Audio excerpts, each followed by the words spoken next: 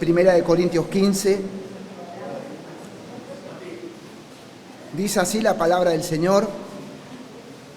Además, os declaro, hermanos, el evangelio que os he predicado, el cual también recibisteis, en el cual también perseveráis, por el cual asimismo, si retenéis las palabras que os he predicado, sois salvos si no creísteis en vano.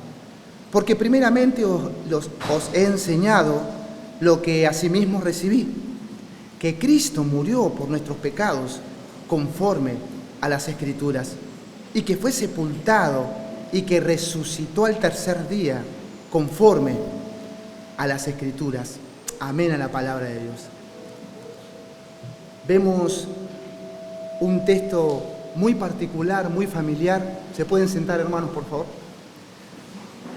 Donde el apóstol Pablo les habla a los Corintios, una iglesia donde él llega en Hechos capítulo 18 y predica el Evangelio. Vemos algo que el apóstol les habla a los hermanos de Corintios. Amén. Ellos habían recibido el Evangelio. Ellos estaban perseverando en el Evangelio. Qué importante es recibir y perseverar en el Evangelio. Y el versículo 2 nos habla que ellos estaban reteniendo la palabra que el Señor les había predicado o les había anunciado a través de su enviado, el apóstol Pablo. Y la predicación de este evangelio que Pablo predicaba era justamente el poder de Dios para salvación.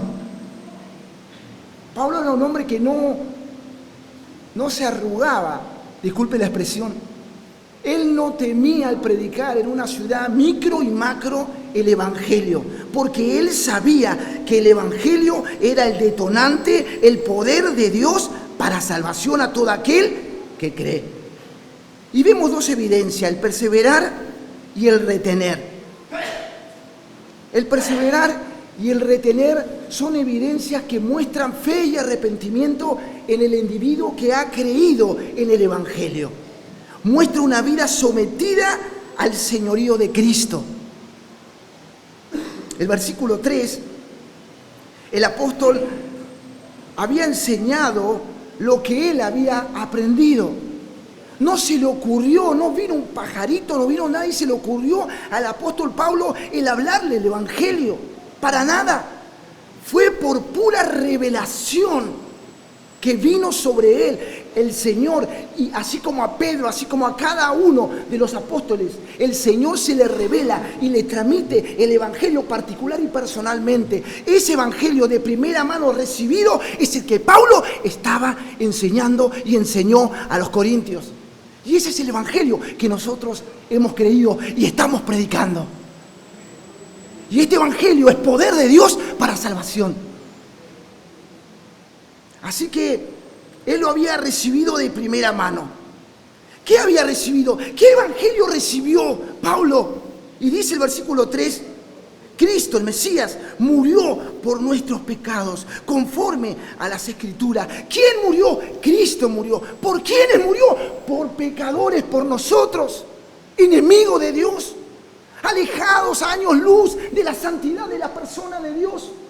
Él murió por nuestros pecados. Versículo 4.